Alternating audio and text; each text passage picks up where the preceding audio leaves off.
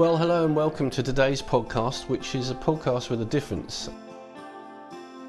It's a documentary episode we're going to do today, a very special one. It's on mental health and nature. It's such an important subject and touching almost everybody's lives right now because we're in such a heightened state because of what's going on in the world, and so many people have sought solace in nature, but we wanted to find out what the science is and what people's experiences are. The main contributors today are Dr. Matilda van den Bosch, Dr. Poonam Krishan and Claire Olver of the Mersey Forest. That's right. So Dr. Matilda is a leading world academic, a former medical professional who now studies the interactions between the brain, physiology and outdoor spaces. Dr. Poonam Krishan is a busy GP in Glasgow and has appeared on a BBC series on health called Laid Bare and has some great insight into the mind-body connection. And Claire Olver from the Mersey Forest organises a series of programmes to help people, mostly in city areas, explore nature to help them in many different ways. And we're doing something different as well today, aren't we? Because we're also interviewing some members of the public. Yes, we're so delighted. We reached out on Twitter and we've had some great replies and interviews with people just sharing their personal stories about how nature has helped their mental health.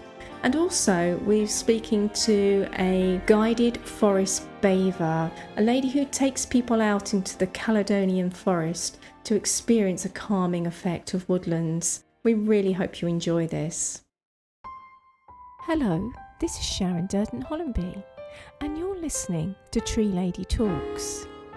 All music and production is by Noel Durden Hollenby, and all views expressed by me or the interviewee are our own. Thank you so much, Matilda. We're so honoured to have you here as one of the world's leading academics on trees and nature and health. Perhaps you could tell us about your background. Sure. Thank you very much for inviting me to the podcast. I'm happy to be here and talk a little bit about my interests. So my background is as a physician. I used to work as a doctor back in Sweden, and I worked as a general practitioner, and then in radiology.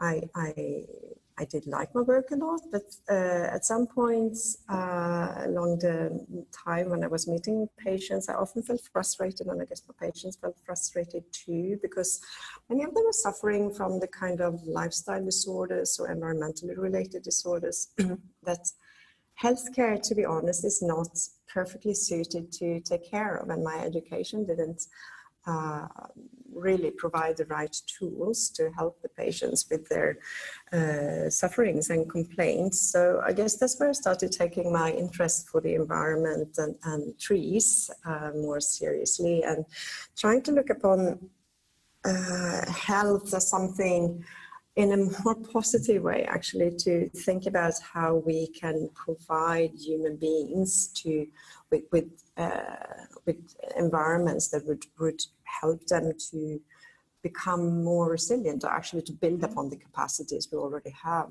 as human beings to better cope with the stressors in daily life, to kind of dismantle the need for doctors and hospitals to kind of taking away the floor for myself as a doctor, to prevent people from coming from a hospital in the first place. Yes, I mean, we're living in an increasingly urban society, particularly with emerging worlds as well, emerging economies. So when we're walking down a busy city street and there's traffic going by and our mobile phone is ringing and we're bumping into people, what's actually happening in the brain? Yeah, no, you're perfectly right. The urbanization is one of the challenges that we try and touch upon in this research, one of the challenges which makes the research worthwhile, I think.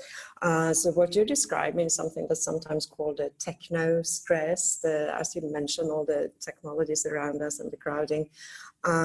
What's happening in our brain and what has been shown in studies is that actually the areas, part of the limbic system, where we have these sort of instinctive behaviors are directed from this system, and our emotions and such sort of becomes overloaded at too much input, too much impressions.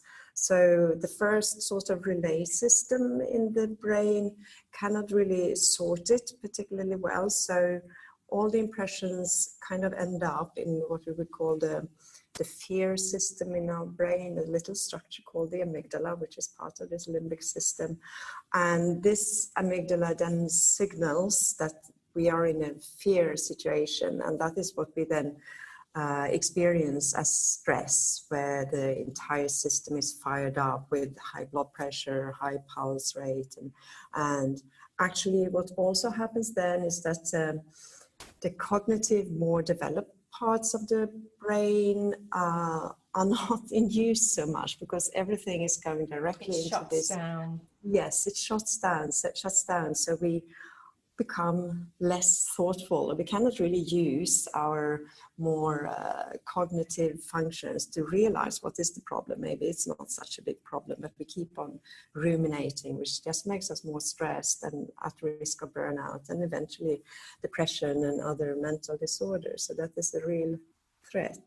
Yes, I think we can all relate to that sort of in the short term, where we're trying to juggle so many things at once and cross a busy road, and suddenly you think, oh, what am I doing?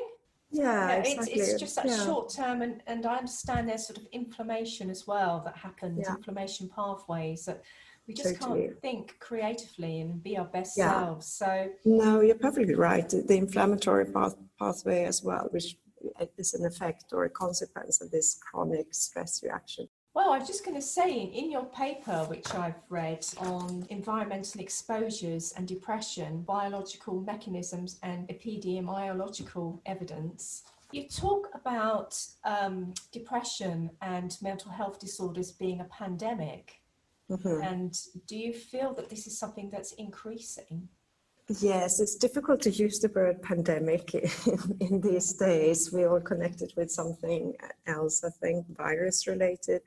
What we know, what we called it a pandemic before, this current pandemic struck the world. I think what we mean is that it's a global issue. It's no longer only in the Western parts of the world where we have been suffering from stress-related disorders and mental disorders and depression for decades, but it's increasing globally, and I think that's quite a lot related to urbanization, and also, in fact, my understanding is that it's also this disconnection from nature. I mean, looking at our evolutionary origin, we are hunter-gatherers at the bottom of our origin, and we are simply not used to the type of, we are not biologically prepared for the type of environments we are living today, and that's why I think it's increasing globally.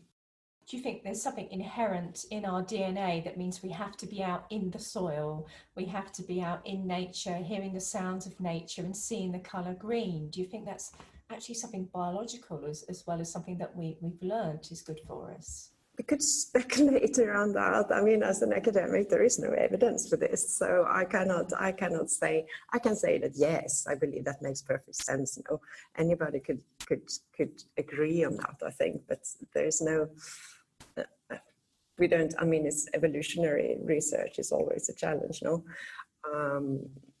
But it would make sense, and there are theories and there are studies from the 80s showing that we have this immediate reaction to being exposed to nature with a reduction in stress hormones and cortisol and reduction of blood pressure, for example. So there would be, how shall I say, support for the theory that it is an inherent genetic predisposition for being in nature. So what happens to our brain and our physiology when we're walking out, say, in a woodland? What studies are there to show that is of benefit to us, including your own, of course? When talking about what happens in the brain, there are a few studies from the early days and also more later studies. And one of the theories is, I find it interesting, we would talk about it as the perceptual fluency, that our brains are prone to react or being used to the impressions we get in nature. And this perceptual fluency would be related in particular to the patterns we see in nature. That's what the studies have shown, at least. We're talking about fractal patterns, so the sort of patterns that are repeating itself over different levels and dimensions. And what has been shown with brain imaging techniques such as the EEG is that our brains actually react in a way that would support the sort of attention restoration theory, that we get into a state, our brains get into a state where we are not sleepy, we're still alert, but not in a stressed way. So it's this fascination, this sort of, how shall I say, compatibility with the environment that our brain seems to react with in natural environments. So even taken aside any beneficial smells or any wonderful sort of volatile vapors that are coming through, or the feel of the gentle breeze on our skin, there's something innate in the way that we view nature, in the patterns that it has in front of us, compared to, say, viewing a city street with skyscrapers and passing traffic, that does something that can be shown by brain imaging. It seems so, yes. And I mean, if you think about it, the patterns we see like in an urban environment, they're of course architecture, and that actually tries to simulate a little bit of these natural fractal patterns or repeating patterns. Mostly though in older days, I'm thinking, for example, the Art Nouveau and these kind of softer patterns, where they often included like ornaments of nature and flowers and leaves and so on. But today's the more modern architecture is often more squared, right? And it can be beautiful, but as I understand it, and from the studies, we don't react in the same way with our brains towards that. So it seems to be something more stressful. And if we are talking now about the brain and that I find very interesting, which are related particularly to what we mentioned, or what we talked about, the urbanization. So that's really, really interesting. Perhaps you could tell us more about the benefits of being outside in nature for our mental well-being.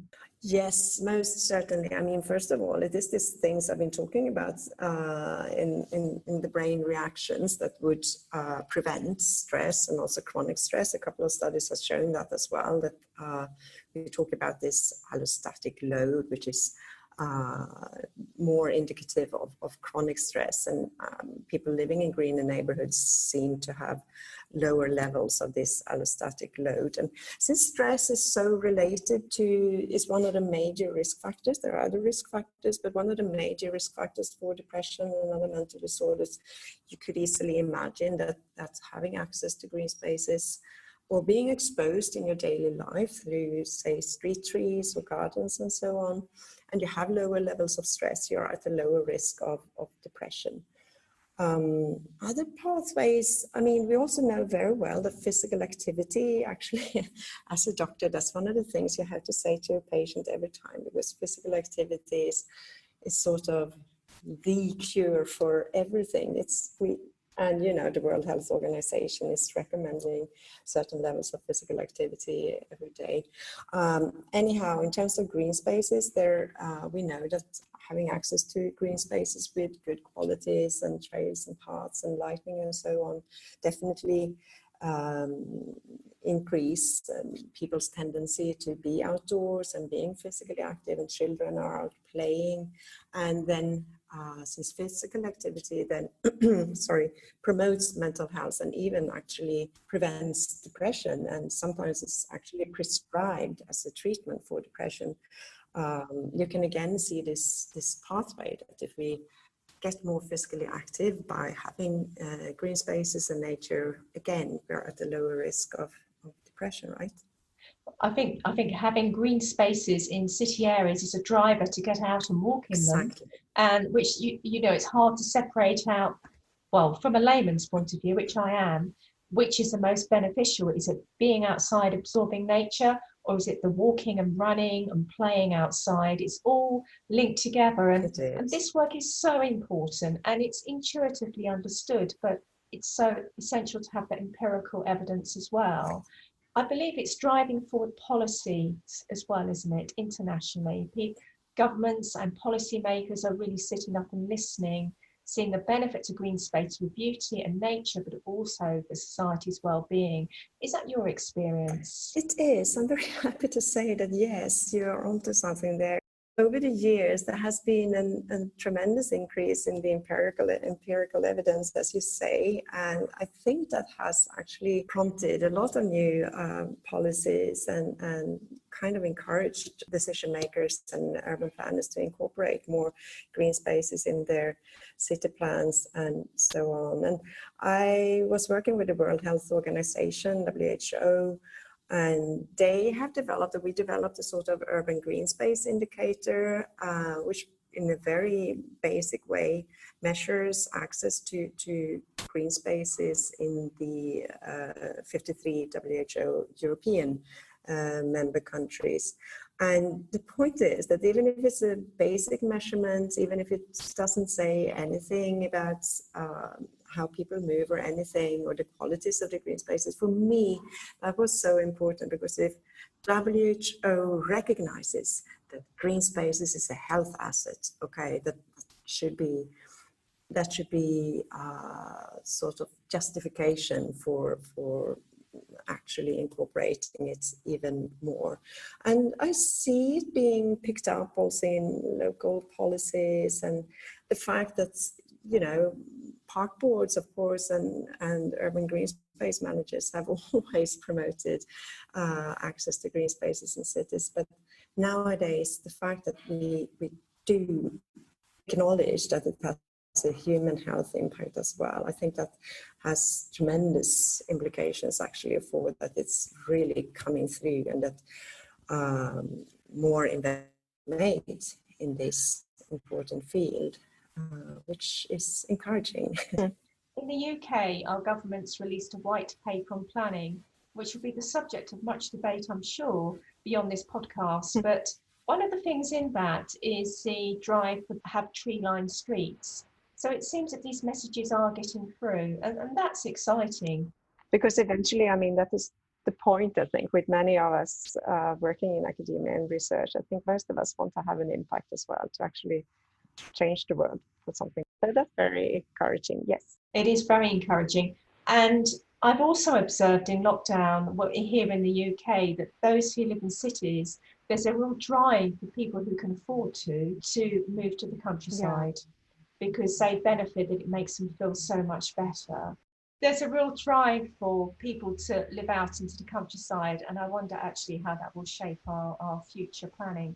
But going back to your research, I understand that with others you have started a project to look at how lockdown and nature are connected. Yes, that's true. Thank you for mentioning that. I mean, it's a very urgent topic, of course, and I think you're right that people perceive themselves that it's of importance, especially during challenging times. And I think we can again relate it back to the experiences of stress. I mean, naturally, this pandemic we are living under and the challenges related to that, and in particular, I think lockdown, which changes our lives and our behaviors and the way we can deal with other daily life stresses, has had a huge impact on human beings' health. So yes, together with a few colleagues at the University of British Columbia, we launched a global survey to ask people about their experiences of the lockdown and how it influenced them, and also what sort of contact they had with nature. And then we looked at views on nature and indoor plants. I see you have an indoor plant there behind you. Oh, I'm obsessed. And a green wall and pictures of trees. Yes. So that could be of importance, actually. So I'm happy to see that. And also whether the lockdown measures actually allowed people to go outdoors to parks and other green spaces, or blue spaces for that matter. So we got a good response rate, but we are currently in the process of analyzing these data. So I can't provide any results from that However, other colleagues, Porso, I think, and her colleagues down at the European Centre for Environment and Human Health at the University of Exeter, they collected data from it's a UK sample, so it's restricted to UK. But however, they found very clear evidence or associations confirming these hypotheses that having access to nature, and in particular also views of nature, helped people to better cope with the challenges of lockdown. And the more severe lockdowns you were experiencing, the more important it was to have these connections to nature, or the interactions with nature one way or the other. I think there's been a real move as well for people growing their own vegetables, getting involved with their garden. If you don't have a garden, growing things on the kitchen windowsill as well. It's still the connection with nature. Just a final question that I ask everybody. Very simply, what would be your dream scenario for your research? I'm very interested in understanding more about the mechanisms, because there's a lot of research out there now, studies showing a lot of this, as I've been saying, the associations. So we know that there is something, but we don't know exactly how it works biologically. There are only some pioneering few studies, but those need to be confirmed. And I would like to be able to do more of experimental research and understanding the neurological mechanisms behind the health impacts of nature, because in the end, this brain is the organ that's kind of directs everything else that happens in our body. So understanding more of that would be a dream. Another thing I just have to say is I would like even more to connect this this type of research even more to the climate change and environmental degradation research agenda, because talking about challenges, this is what we are facing in the future. And for me, how I see it, it's very strongly connected, thinking about the health of trees in relation to the health of human beings. If we can get a better acknowledgement of that, I think there's more of an incitement for people, policymakers, decision makers to actually protect the environment around us. Absolutely. And you mentioned natural disasters and climate change in the paper that I referenced earlier, which a link will be on our website so that people can read it, because it's really excellent. Well, thank you so much, Matilda, for your time. It's absolutely fascinating. It's all in the brain. It's all going on, and it can really make a difference to people's well-being. Thank you. Thank you so much, Sharon. Thanks for inviting me.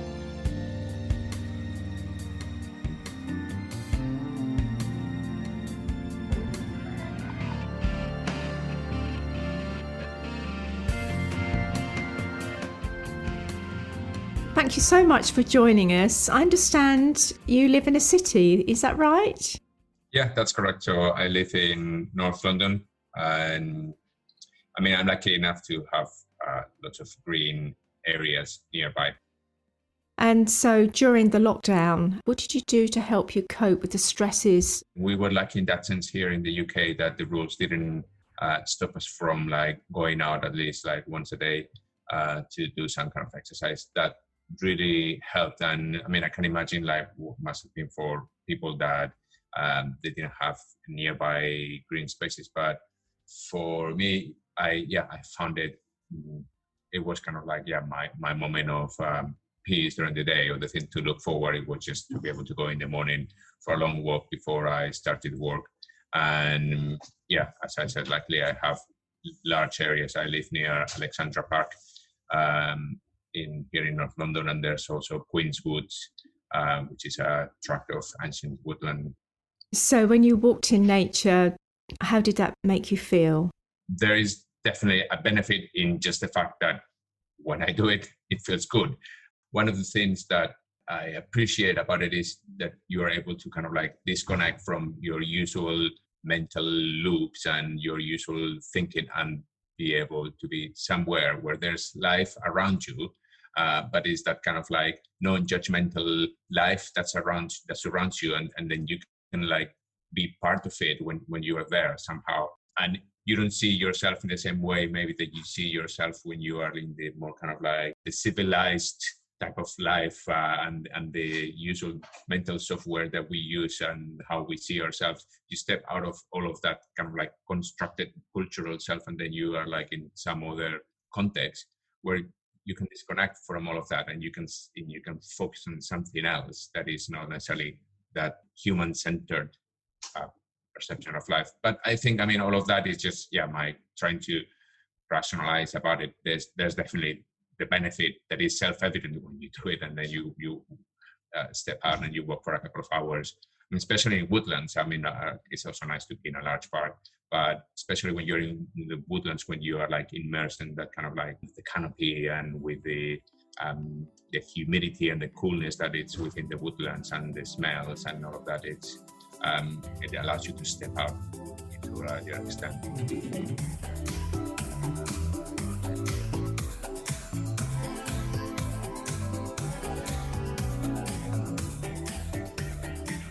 Welcome to Dr. Poonam Krishan. Thank you so much for joining us. Thank you so much for having me on. Well, I'm really fascinated because you're a really busy GP, and I wonder what's the state of the nation right now in terms of non-communicable diseases and their mental health? I think over the last few years, actually, we've been seeing a real trend, sadly, in the wrong direction, where we are seeing a real spike and rise in the number of chronic health problems. Largely things like type 2 diabetes. We've got a huge rise in obesity, heart disease, strokes, and all these conditions actually are presenting every day to us in GP land. And we found that 70 to 80% of what walks through the door actually are long-term kind of lifestyle related complex chronic problems, which really, if we start to address and talk more about the root causes of, we can make a huge difference. But it all lies in sort of connecting back to the root causes. Obviously, coronavirus is a major issue at the moment, but also the fact that people haven't perhaps been able to get outside as much as they used to. Did you notice a real correlation between people's lack of access to outdoor space and their mental well-being? Yeah, I think that the pandemic has been really interesting in that at first, everyone was quite afraid about how this would impact our quality of life. But interestingly, we started seeing people becoming more mindful of their health over this period of time, where suddenly, you know, the busyness of life that we're so used to, that is actually quite damaging and toxic to our long-term health needs. Everything slowed down, and we were then restricted to movement, and then we were gifted almost this, you know, hour a day that you could kind of go out for a walk in fresh air, and people started really capitalizing on that and prioritizing their physical health needs of, you know, going out for some exercise. But what they didn't realize was that it was the time where most of us that haven't connected with nature in a long time were having the ability to do that. So actually people became more mindful of their health, I believe, during this period of time, started looking at areas that they wanted to develop, even in terms of improving their mental well-being, taking up hobbies and new things that they've not tried. So in some ways it's been a very, very difficult time for us, but actually I think it's helped people connect with what their own health goals should be. I think that's right. And I know that a lot of people, perhaps who may not have noticed nature before, have just been so aware of what's outside their front window, for example, or their local park. And that's become so important. And that's a real positive for this really strange time. I agree. And you're also, as well as being a busy GP, you're the regional director for the British Society of Lifestyle Medicine, the mind-body connection. That's music to my ears. Tell us about the work that you do and that organisation. The British Society of Lifestyle Medicine is an incredible charity, but it was set up to really bring about improving the lives of British people, but really going back to source. You know, where does the root cause of disease form, and where can we intervene to help empower, to educate, to inspire people to take ownership of their health? And really, this movement has been driven by healthcare professionals. Our chairman, Rob Lawson, has been an incredible voice through this, and really over the last few years, our mission has been taking every opportunity to talk to people about their habits, about how small changes make big impacts, and really how can we start to reverse some of this trend that we're seeing of lifestyle-related chronic problems. How can we address that and help people improve their lifestyles? And also you're a volunteer for the Glasgow Wellbeings as well. Is that looking at that on a more local level, and what sort of work do you do with that organisation? Absolutely. So Glasgow Wellbeings, my friend and I, both GPs, we set this up, and it's an offshoot from the work that we do with the British Society of Lifestyle Medicine, which is really working with our local community. Again, just things that we're not able to do in our GP practice. So what I was finding was that every day I'm seeing up to 30 to 40 patients. We have 10-minute appointments, and a lot of it is firefighting. You're looking at problems, symptoms, and you're trying to really help address those. But the real power comes from educating people about, how to improve their lifestyle. So we thought, well, if we can't do this in our day job every day, how can we get this message of education out to our community? So we started doing monthly meetups with just people from the local Glasgow area, and picking a pillar of lifestyle. So whether it be talking about sleep, whether it being taking them out for a mindful walk, whether it's been looking at nutrition, stress management, all these things actually play such a big role rather than just focusing on the problem itself. In your role as a GP or through Glasgow Wellbeings, do you advise people to get outside in nature if they can? And have you noticed any nice testimonies from people who've said, I've started to do this and I feel better, etc.? Yeah, I actually prescribe this so often in my normal general practice. I see so many cases of mental health issues, depression, anxiety, but also a lot of the chronic problems such as heart disease, some respiratory problems. Everything actually has a root cause, which if taken care of by going out for a walk every day, as simple as a walk out in fresh air, can be so healing, not just physically, but on a mental level and emotional level too. So quite often if I'm seeing somebody with depression, for example, we will talk about the management, but very much part of that prescription involves, can you get out 3 times a week for a walk? Just 5-10 minutes, just connect, deep breaths outside, inhale that fresh air. If you can be in the presence of some trees, of some greenery, absolutely. For those that can't do that, why not bring some outdoors inside? So get some plants. And I think just encouraging that, because we know there's so much evidence across the world that nature is healing.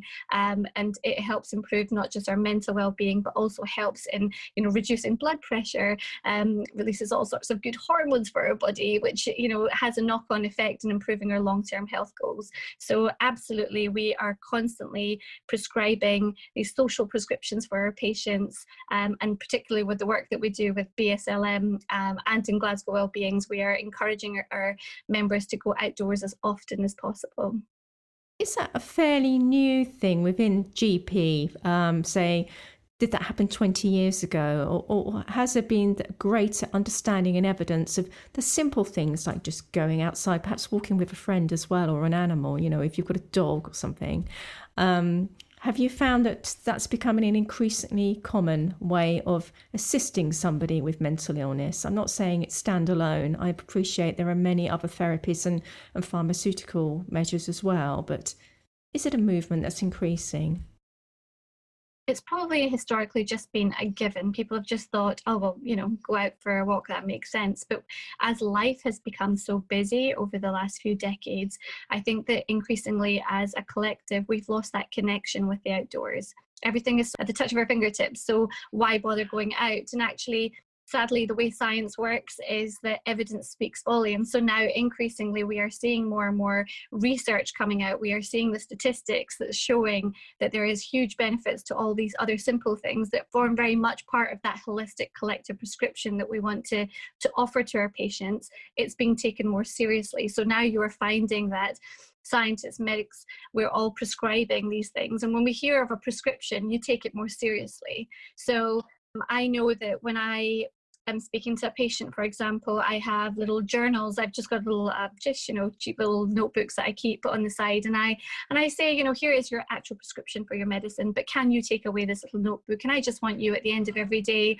to write down 3 things that you were perhaps grateful for. And I know that the day might have been tough for you, but just try and reflect on 3 things that you are happy for. And I think that these simple exercises help bring us back to the present moment. So it's not one or the other. I think it all forms a collective, holistic approach. And together with that, asking people to go out and just connect, hug a tree, for example. It sounds so woolly. We think it's so hippie, but there is so much evidence behind that I think in the modern day, we are connecting much more to this. And I do hope that we take this more seriously moving forward.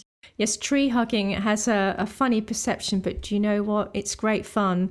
And I think your little boy had something to say about that, didn't he? Yeah, so actually the whole movement of nature and its presence in my life came about with my son, who's now 7 years old.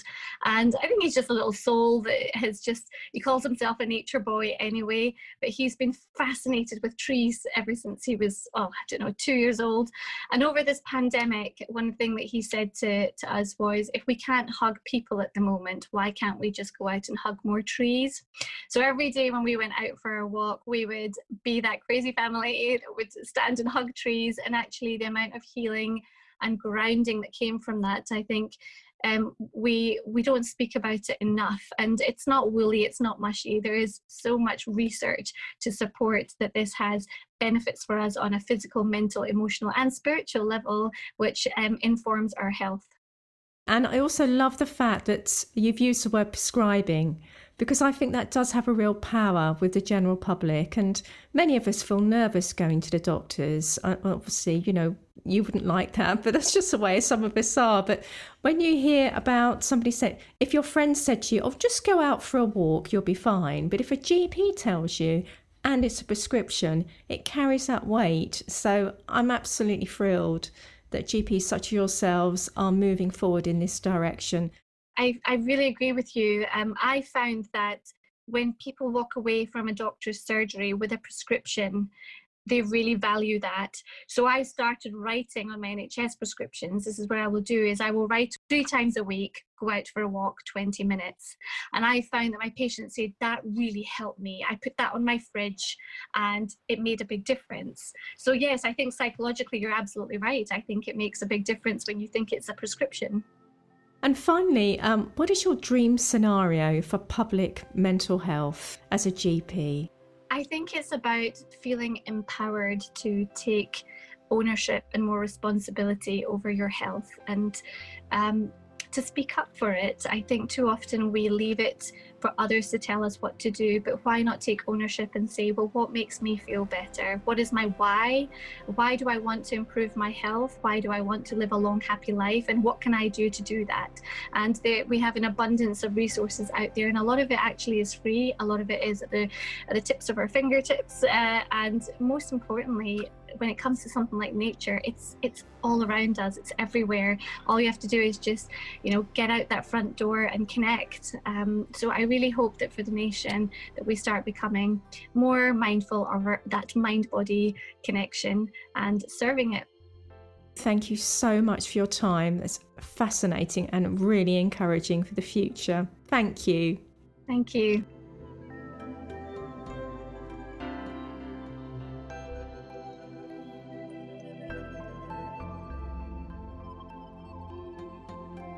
Going back through my childhood, I had various issues and challenges that I faced. I had a very good upbringing, but for me personally, I suffered with anger management issues, and this led to other mental health issues such as depression and anxiety, which stemmed from a feeling of feeling quite alone, not being understood.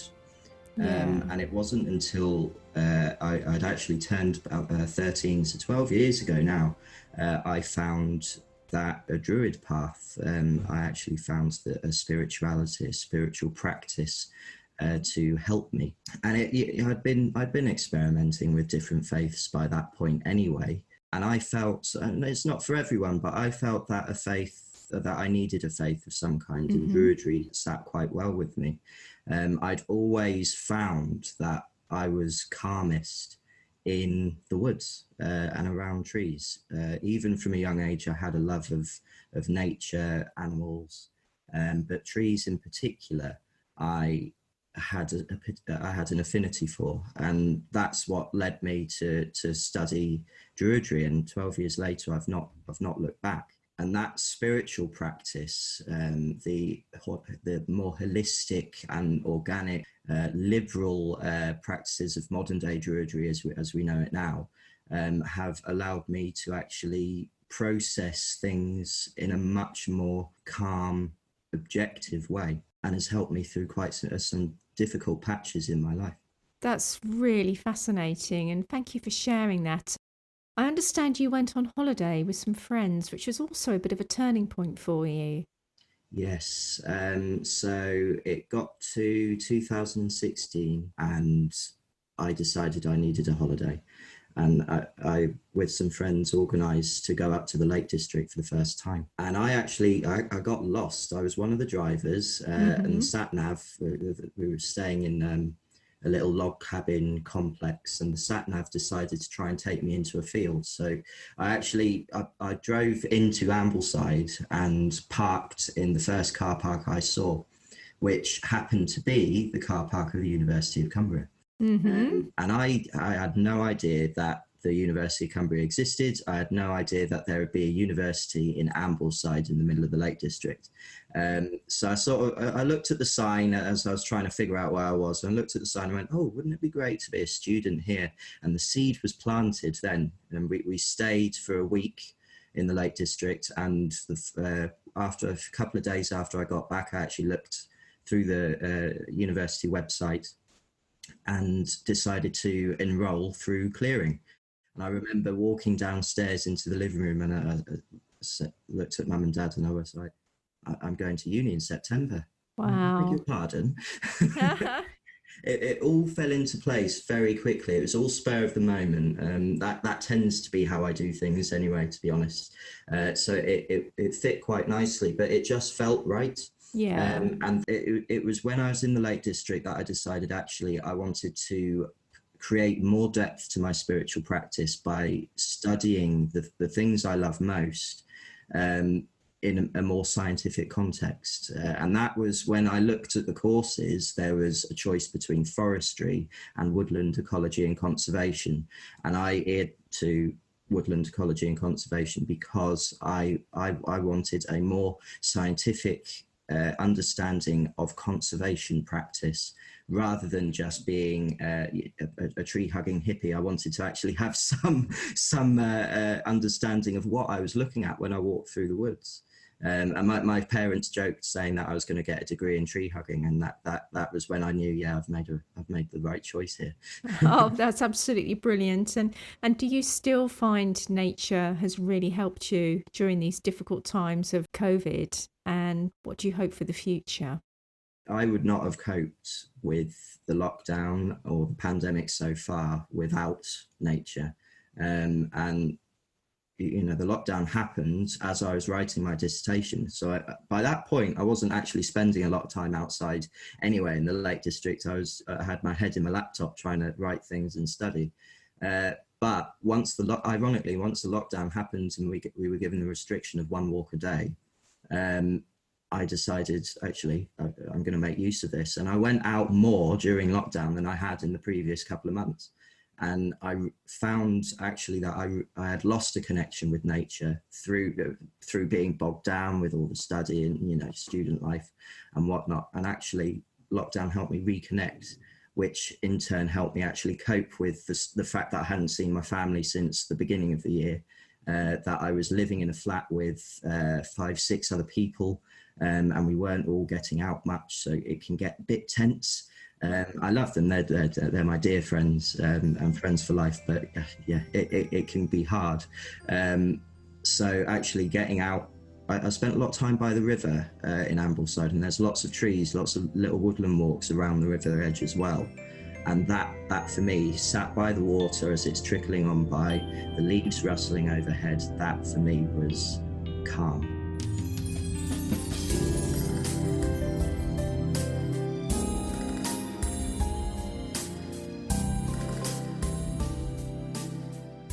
Welcome to Claire Olver from the Mersey Forest. Claire, tell us about what you do. Hi, Sharon. Yes, I'm the Programme Manager at the Mersey Forest. So the Mersey Forest is a community forest that was established in around 1990, one of 12 England's community forests, which was established by the Countryside Commission. So the Mersey Forest is a place. It's just over 1,300 square kilometres. And it is home to just under 2 million people, 1.7 million people, in fact. And we're in the northwest of England, so Mersey. So we cover North Cheshire and Merseyside. So Chester and Liverpool are cities within the Mersey Forest. And the Mersey Forest is where we work with communities supported by a partnership. And the partnership is the local authorities. But our definition of partner is anyone who wants to play. Well, that sounds great. I love the idea of people playing together. That's really good for our mental health. And you've got some really great programs which are hands-on to help people. Could you describe those to us, please? I should say that we have a long-term plan, which is really important in terms that it's embedded within planning policy. And that really helps us have some links into policy as well. So I came to the Mersey Forest for 3 months. And that was 17 years ago. So yeah, something must be going right. And I manage a number of programmes across the Mersey Forest. So we have an EU Horizon 2020 programme in Liverpool, all around nature-based solutions, and that's a health element to that. So that's a very urban project. I also have developed our Cut Your Own Firewood project, which is lovely. And that's called Wood Allotments. So if anybody wants to have a little Google on that, that's a really great way of community managing young woodlands. And that's one of my favourite ones. And the demand for that is really, really high, particularly as the nights are getting colder. Oh, I absolutely love that, because managing young woodland is so important so that we get proper tree development, and often it's not funded properly or it's forgotten in some cases. But to get people out there and actually using tools as well to actually do the work is so satisfying. I mean, obviously I'm a tree lover, but it's a lot of fun to fell a small tree and know it's going to help its neighbours flourish and use wood. Yes, and it's connecting people who don't normally have a huge knowledge of woodland management. So I grow up thinking it's wrong to cut a tree down, and actually the woodland we're working with has got an awful lot of ash dieback, so they're going to go anyway. So it's a really great project. So that's the sort of smaller side, but I suppose the main part of my work at the moment is around the Natural Health Service. So this is something that we've been working on for about the last 6 years or so. And I think intrinsically, we all know that the natural environment's good for us. So we know, for example, that greener places are healthier places, healthier people. We also want to encourage the general population to get out and about, accessing nature. And I think that came about very much during the pandemic. So our aim is to get people more active more often. So that's general population getting out into the woodlands. And I suppose with us having planted nearly 10 million trees in one of the most urban areas of the country, there are woodlands on your doorsteps, which people have discovered during lockdown with their daily exercise. So that's been a really great thing. We'd also want to promote the passive benefits of trees and woodlands. So things that perhaps you and I might know about the way that trees filter and cool air and provide other benefits, such as reducing flooding. So we want to obviously promote those. But the Natural Health Service is around targeted projects. We're sort of talking a bit like GlaxoSmithKline Beecham or the other farmers that use the natural environment to look at addressing really specific health issues, and that's targeted to reduce health inequalities. So that's the main part of it. So it's a really different product, if you like, a different program from generally getting out and about, because we do that anyway. That sounds absolutely great. So we offer 5 different types of products, and this is really appropriate for the urban area where we're working. So we do offer health walks, although we wouldn't necessarily promote them as such. It would be walking or, chance to chat or come and look at the autumn flowers or things like that. So that's one. We also offer horticultural therapy. And again, we would call that gardening for all. Forest school or bushcraft, depending on when and where it's being delivered. Practical conservation. So that's we've been working with TCV to develop Green Gym and run similar products and projects. So getting physically active, helping to do woodland management, that sort of thing. And then finally, our mindful contact with nature. And again, that's very, very popular. So that's using the principles of mindfulness, but bringing that outdoors. And that's been really successful across some of our areas where we work. So that's how we've been working. We work very much with to evidence it as well. So we target at areas of need, but then we collect evidence that what we're doing is working. So we work with academics, the University of Liverpool, Liverpool John Moores, and others as well. Do you have any early results from working with academics that show the benefit of what you're doing? For example, I'm thinking there are so many multiple benefits that perhaps you couldn't separate out. Perhaps loneliness is one thing. And also the physical benefits of walking or carrying out a practical conservation task, as well as being out in nature and that generally boosting our well-being. So there are 3 different things just off the top of my head, maybe even growing their own food, maybe number 4. But what are academic findings? So we've been supporting a number of PhDs and also masters and undergraduate studies as well. But just in summary, I would say that we've been showing through the research, and we try and do this as sensitively as possible. This is not an academic study. This is about encouraging people who have a need to get out into the natural environment. So we try to manage that data collection really, really sensitively, and I could probably talk for a long time about how we do that. But I would say that we've increased physical activity by about 40% and well-being by 20%. And that is all about reducing loneliness, not all about reducing loneliness. A lot of it is around reducing isolation. And we have funding from the lottery to work on a programme in Liverpool around the Natural Health Service, and that is around reducing social isolation, because we know that has a massive impact on mental well-being. But what people don't realise is when they're out there gardening, walking, doing practical conservation, as you say, they get their physical activity. So the two are really, really strongly linked. That's wonderful. No, I wasn't suggesting that it was an academic piece of work. That's just a byproduct. And I feel that the more evidence that we have that this is bringing benefits and actually in the end saving perhaps health costs from the NHS, the more widespread this will be. What area of your programmes is the most popular? Or do you have any new ideas that you are going to encourage people to get involved in?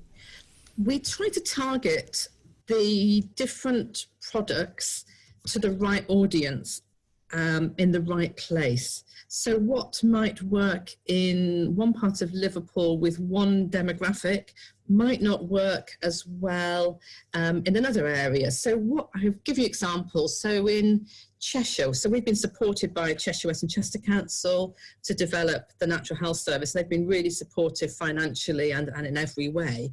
And we have a lot of isolated elderly ladies and men, but particularly elderly ladies, widows in parts of Cheshire. And the mindful contact with nature has worked really, really well there. So it's about finding the right product in the right place. Equally, in an area of higher levels of deprivation, the gardening project has worked very, very well. In other areas, it's been the practical conservation, getting people out about managing woodlands. So it's all about, I suppose, horses for courses. But what we do know is that it works, and that looking after people's well-being rather than caring for the environment has to be the primary focus. You can't try and bend the spend, if you like, try and get environmental money to do health. You have to really concentrate on the people that you're working with, and doing it in that way, really professionally. A professional delivery to me is absolutely critical as to how we manage this. I agree with you. I worked for many years with MenCap on a hospital woodland where which was absolutely wonderful. And it was about getting the group of people from MenCap together, using tools for the first time, getting their hands dirty, which is something they don't normally do, and seeing those social interactions. It was about the doing rather than what was produced, although what actually was produced was fabulous in terms of growing fruit and vegetables, and also simple coppicing tasks, etc. So it is about the doing, isn't it? But I do wonder if through these programs you've actually seen the environment in a different way. Maybe it's changed your own perspective as a professional in this field, to think that actually people really love this or they don't love that, or maybe they're coming up with their ideas of planting up verges, for example. Has it changed your perspective? Not specifically to do with the Natural Health Service. I think generally, yes. And I think people suddenly waking up and realising over COVID the natural environment and the connection to nature. I think even myself, we've been walking down the same track for 20 years, and yet we've gone down every day and found hares that we didn't even know existed at the bottom of our lane. So, yeah, but I suppose in terms of the Natural Health Service, not so much. So, Claire, this sounds such an interesting range of programmes. Have you got any personal testimonies that you're allowed to share with us? Okay, so some of the feedback, saying things like, really, really strong that this exercise is keeping me out of hospital, or I want to continue, 12 weeks is too short, I would go mad if we stopped as I enjoy my regular session. And so I should say that when the 12 weeks are up, we signpost participants to other activities. So there are lots of Friends of Woodland groups that we support around the Mersey Forest. And so often people will go together with friends that they've made on these projects and join the friends groups. So that's a really nice outcome. Other people say things like, the group is good and I can now take on the world, bring it on. I mean, there's just stories I could tell you for ages how fantastic some of the stories have been. People have gone on to adopt children, who've changed their jobs, have changed, decided that their job they hadn't got a job and they've got a job, so they haven't been able to finish the course. That's always a really great outcome. So you're sort of saying, where are they on week 12? Why can't they complete the end of project questionnaire? And they say, well, it's because they've got a job. So that for me is a brilliant outcome. So we work with job centres, hospitals, GPs, diabetes clinics, local authorities, you name it. We work with so many different partners, and they all signpost into the programme as well as through the local authorities. Great project going on at the moment in Toxteth in Liverpool. We have, until COVID came along, had a big website with all of the activities on. Obviously, since lockdown, we're reopening the activities, so we're taking this step by step. And recently, there was a local lockdown in Toxteth and Liverpool, so we had to pause that project for a couple of weeks. But it's now the gardening project. This is open and running again. So this is really urban work, but it proves that you can connect with nature within the city. I think that's a really important message. It is a really important message, and it's so heartening to hear how just going out and experiencing nature with other people through whichever programme has enabled some confidence building to help people take the next step in whichever direction is right for them. So that's absolutely wonderful. It's been so inspiring. And Claire, I just wonder finally, what is your dream scenario? So my dream scenario would be to have Natural Health Service programmes fully funded across the country, specifically targeted at reducing health inequalities. And that would be without always having to make the case for funding or demonstrating the benefits of connecting with nature to funders. So we just take it as read that connecting with nature is a good thing. Claire, I just think that's so wonderful. You're touching so many people's lives, just using a variety of programmes. And dare I say, it's not rocket science. It's just putting together different things, getting people out there, making friends, getting their hands dirty, or just reflecting. Thank you so much for your time. Okay, that's great. Thank you very much, Sharon.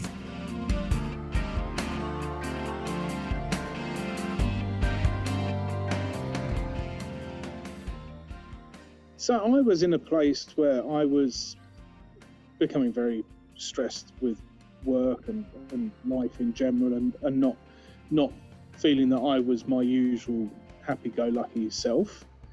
And I really felt that I was in need of having to do something about it, and was getting that sort of information. And I was just chatting to somebody in a very loose kind of way, and not even about that. And they mentioned that they had been seeing a counsellor. Having been really unsure about how to take the first step, to have somebody say that this was something that they did and that they found it really easy and it was nothing to be afraid of, really helped me make that call and get in touch with the people. It just so happened that I spoke to the people that they were using because it seemed like a sensible way to go. And that was the kickstart that I needed to start that journey. And actually, it was a wonderful thing to do. And I'm now a real advocate for it. I think to be able to give yourself an hour a week to just talk to somebody who's just there to listen is a wonderful thing to do. I believe that it was all started from a walk in the woods as well with your friend, walking the dogs. Yeah, absolutely. And it's nice because it's going into sort of, there's the dog hearing talk of walks. Going into wooded space is a wonderful place to be. You know, it's definitely where I go when I think I want to be calm. It's a happy place to be. You know, I've got a series of walks that I go on around where I live, and all of them will put some woodland into it at some point. The dog enjoys it, and I certainly enjoy being amongst trees. Really, at any time of year, they're such a peaceful place to be around, and I really believe forest bathing is a good thing, and I can see why people do it.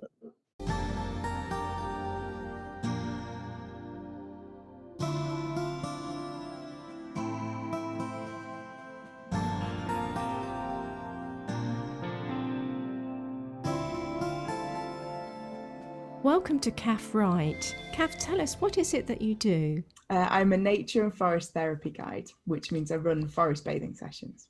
How interesting. How did you get into that? It was just over a year ago. It had been June last year. I was away on a work trip and we were offered what's called Days of Adventure as part of a conference that we could take part in. And there was one which was a forest bathing session. And the forest, I had no idea whatsoever what it was, but the forest bit intrigued me. It sounded... just the forest bathing sounded like it was going to be something relaxing, so I kind of did a bit of investigation and realized that there was no swimsuits and no bathing was actually going to happen, and I booked onto it. And during the session, it was one of those moments when it just transformed how I was that day. You know, through the session I could start to feel myself grounded and felt more connected to myself and where I was, and by the end of it, you know, I'd had one of those moments that just completely just stopped me and brought me present to the moment, and then it just intrigued me after that as to what it was, and but it was a really beautiful experience. Yeah. So you went on to do some proper training, didn't you? Yeah, I did. It was like that kind of itch that you can't scratch. You know, over the next few months, I just had this feeling that it was the right thing. It was something, and I didn't know what it was, but I felt that it fitted, and it felt like it was something I wanted to do and help other people to experience. And I kept faffing. I'm a good faffer, and over the next few months, I researched and just kept looking and talking about it, but not actually doing anything. And then at some point I kind of applied, and then I got a place on a qualification, and it all happened. But it just felt like it was what I knew I wanted to do in the future. Yeah. So what happens when you guide people on a forest bathing experience? The first thing is you can do it anywhere. So you don't need to be in the most beautiful forest in the world, or, you know, and particularly during these times at the moment, there's been a big rise in people doing virtual sessions where people can be in their own home, and then it's more about the imagination You know, you don't have to, it can be accessible to everybody, but on a normal session, as it were, I would meet my guests for the group in one of our local forests. We tend to try and pick areas where there's forest, there's maybe open spaces, there's water, trying to get all of those elements in a session. And we can expect to be out for about an hour and a half to maybe 2 or 3 hours, depending on the group and where you are and the weather. And you guide the group through a series of what we called invitations, and each one is going to ground them a little bit further and open their senses a little bit further. And you start off, after you've welcomed everyone, we start off with something called Pleasures of Presence, which is a part of a standard sequence that we follow. And the Pleasures of Presence really just brings them into this moment, and it just stops you, it kind of stops everything that was going on before, and it just brings you to the moment. And then every invitation after that, where we can maybe do between 2 to 3, maybe more, again depending on the weather and the group, and each one is going to look at a different sense. So we might be looking at all of the little things that we can see, or what's in motion, or we might focus on colours, or we might focus on something to do with the water. But everything is very much an individual exercise, and it's an invitation. There's no right or wrong way to do it. There's no pass or fail. It's a kind of a guidance, and people can interpret and get what they need to do about it. But the important thing is it's a very slow process. We'll probably walk a mile or less during the whole thing, and it's just slow. It's a chance to slow down. It's a chance to look and appreciate what's around you and just become grounded. And then at the end of the session, we finish with tea, which is normally made from the land around us. So where I am in the Caledonian pine forest, we have a lot of pine needle tea, silver birch. We can make it with various flowers, and then there'll be snacks. And the aim of the tea ceremony is a good time to actually take in some of the land and also just thank the land that we've been on, but then also just to bring people back to the moment. So you can kind of go off into this kind of liminality feeling during it. And it's important that at the end of a session, people might get in their cars and drive off or walk into town, and it can be a bit of a kind of a whoa, what's going on? And the tea just kind of brings everyone back and kind of brings you out of that liminal space that you've gone into. But hopefully, you know, the lasting effects stay and everything. So, yeah. That sounds so wonderful. And do you have any sort of personal stories, without naming names, of people who've experienced this and how it's helped them? Yeah, I think a couple definitely stick out in my mind. One of which is my own husband, who he had a head injury it's just over 3 years ago now. He had quite a bad head injury, and as a lasting effect, I mean, he's perfectly fine if you were to look at him, but he has sort of memory issues, and use of words can be a bit of a problem at times, but more recently there's quite a bit of anxiety that comes with him now, which never used to happen. And when I came back in January from doing the intensive part of the course at the start of the 6 months training, we used to go out, and he was kind of my guinea pig, which is to be expected to go out and practice with. But he, particularly on moments, on days when it was just too much, and there was too much going on, there was too much to think about, he would say, you know, can we go out and do a Pleasures of Presence? And just that 15 minutes of going out into the woods. At that time of year, there was often snow on the ground, which somehow just made it even nicer. You know, he'd say, can we just go out and do, and just that 15 minutes of just snapping him out of wherever he was and just grounding him back to a point he needed to be. And it was really nice for me to be able to give that back to him and help him, because there isn't much that anyone can do other than just help, you know, when he asks. And but then one of the first walks that I did, he actually, one of his friends came along who I hadn't met before, and at the beginning of a walk we normally talk and say, you know, do you have any mobility issues or dietary problems or anything we need to be aware of, and she hadn't actually mentioned that she was 6 months in from being diagnosed with MS, and it had been quite a long process to get the diagnosis. And part of it is she feels very uneven on her sides, you know, the left side and the right side don't quite match, and things could be uneven. And at the end of the walk we were talking, and I wasn't overly aware of issues that she had or has, and she just said, you know, it's the first time in a long time I felt even. Both of my legs, they just felt even. And that was really nice because, it's not somebody that I know that wants to tell me things I want to hear, and it was just really nice to hear that, because I'd kind of come at this from I really want to be able to help with mental health problems and potentially kind of addiction issues. That's my kind of area that I want to work with people in. But hearing that from somebody that has a physical issue, it was really nice. And I was surprised because I wasn't aware of it. That's really wonderful. How can people find you? They can find me on Facebook or Instagram, and I'm under Highland Quiet Life. And my email is highlandquietlife@outlook.com. They can drop me a message as well. But I'm based in the Cairngorms National Park, just outside a town called Granton-on-Spey. How wonderful. And you have a podcast as well, don't you? We do, yeah. You can head over to Podbean or Spotify, Apple, wherever you get your podcasts, and look for Highland Quiet Life, yeah. Thank you so much for your time, Cav. Thank you.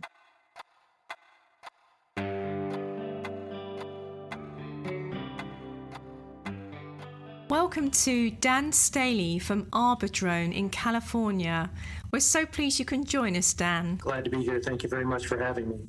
Dan, you reached out to us on Twitter because you had something to say about where you and your wife used to live and that you moved and it had a beneficial impact on your well-being.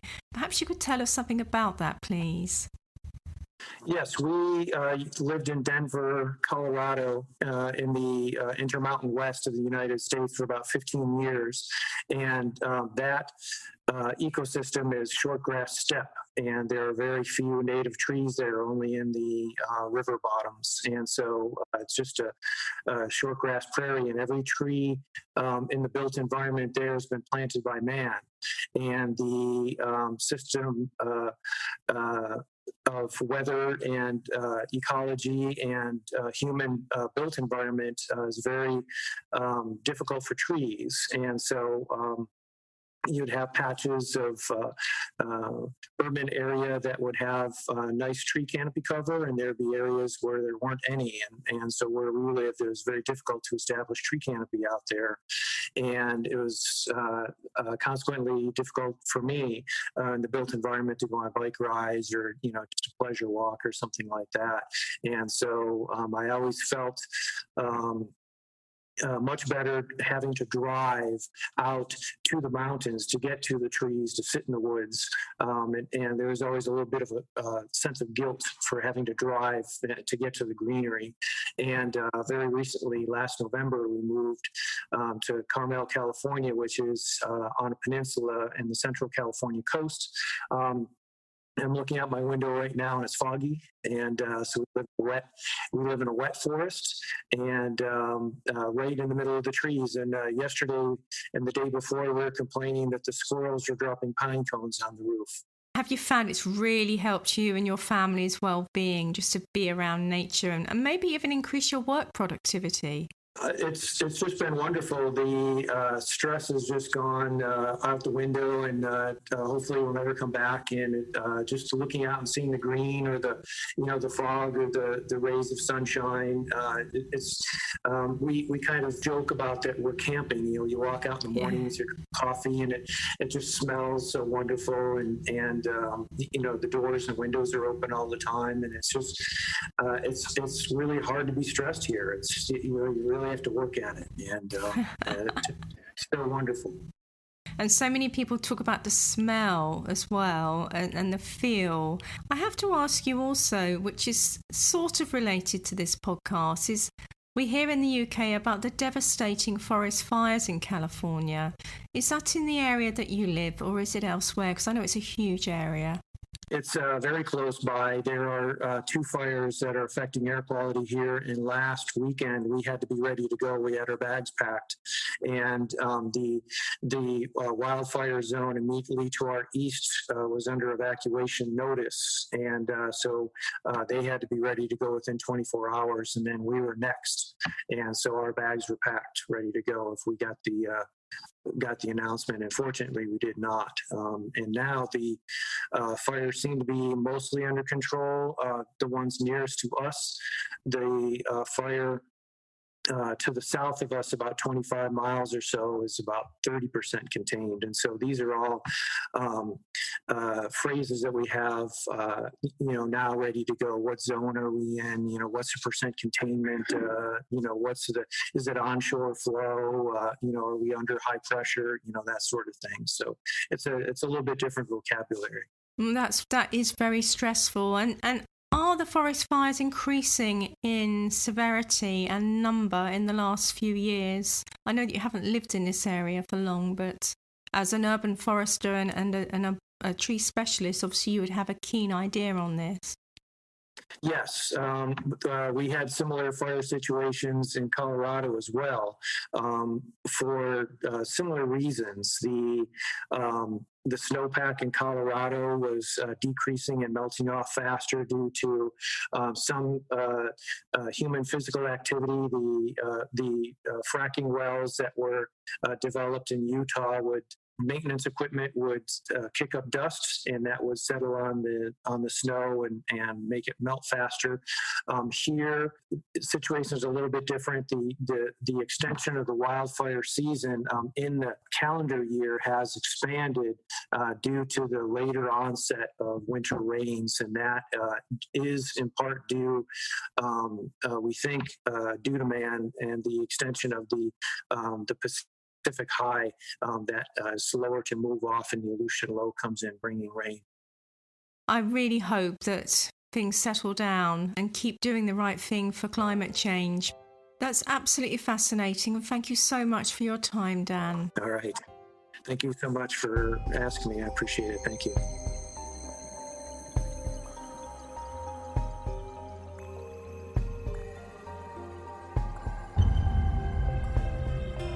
Back about a year ago, 18 months-ish, I'd taken on really too much in work. I was trying to run a team. I was trying to expand the business. I was trying to complete a master's through distance learning, and had family and all those other things that go along with it. And was increasingly feeling pressure and anxiety and stress, and that kind of led on to feeling a bit depressed. And you had these things going on in your head. I kept it all balled up, and it came to a head when I threw my back out and went to see my boss, and I broke down in front of him, proper tears, a lot. But my boss was absolutely fantastic. He said, "Okay, let's see what we can do. Let's find a way through this. What can we do to help?" And afterwards, he said he could see me grow in the chair. He could see me, the weight lift off me, if you will. And it was just wonderful. We identified what was causing the most anxiety, what was causing the most stress. We decided to park the masters for a little while, and Bangor University are fantastic on that front as well, just brilliant. And we put some plans into place for how to manage workload. I spoke to our employee assistance program, which is also fantastic. These people you can just phone up and just you can just talk to them. And I learned what my triggers were, what things set off anxiety or stress or depression, all these things. And now moving forward, since then, I can spot those triggers. I can start to see them coming, and I can see myself creeping into little bits of bad habit, and I can nip it in the bud, thankfully. And for me, at least, and it won't be the same for everybody, of course, for me, the triggers are tiredness. When I get tired, I get grumpy, I'm less able to focus, and that snowballs. And it was alcohol as well. You get to the end of your day and you think, oh, I need a drink. And then you have a drink, and then you have another drink. And then perhaps you're not sleeping very well, so you'll have another drink to help you sleep. And then you wake up in the morning and you're feeling rough and groggy, and you stumble through your day, and then you think, oh, I need a drink. And very quickly, that became a problem as well. So I stopped that. I'm 11 months dry now, which is, I know it's not such an achievement for people that have been through a lot more, but for me, it's I wear it proudly, and it's made a huge difference. And I got a dog as well, Woody, the black lab spaniel mix. He's an idiot, but he's a great stress buster. Take him for a walk pretty much every morning. We walk along the foreshore here in South Wales and just absorb nature really, and then come back and ready for the day then. And it's been great. It's surprising when you do open up in our industry, especially with a lot of us being roughy tufty men. I was a climber for a while. I worked on the saw doing primary thinnings for a while. See these big gruff guys that are just hard as nails, but it's okay. It's okay to fall to pieces in front of your boss and blubber like a 4-year-old child and have snot bubbles and the whole works. It's fine. If you need to do it, just do it. I cannot recommend it enough. It's the best thing I've ever done in my career.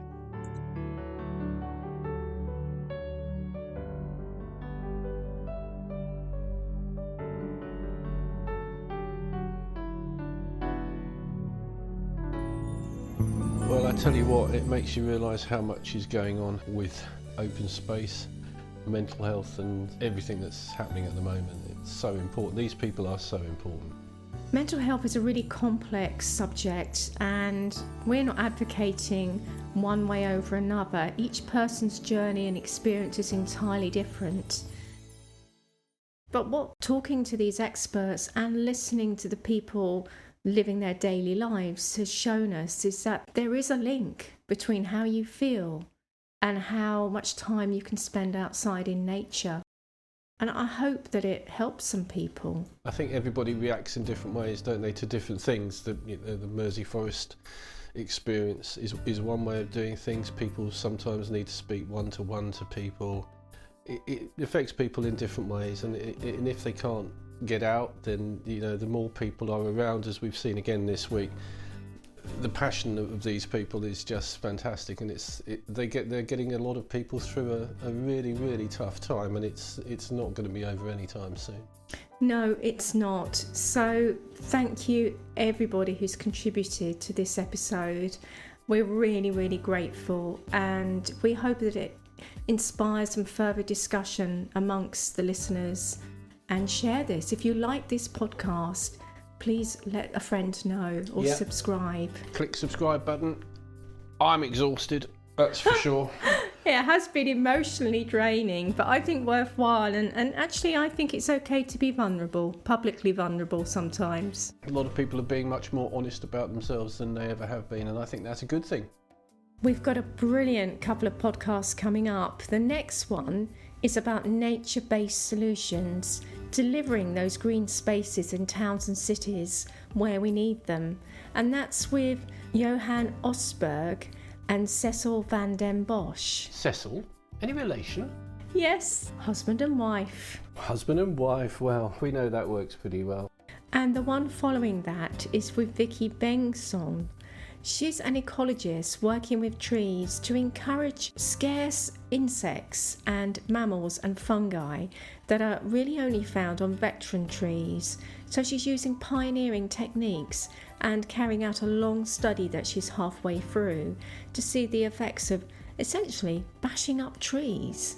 So all that's left for me to say is thank you so much for joining us, and we look forward to your company again on the next podcast of this series of Tree Lady Talks.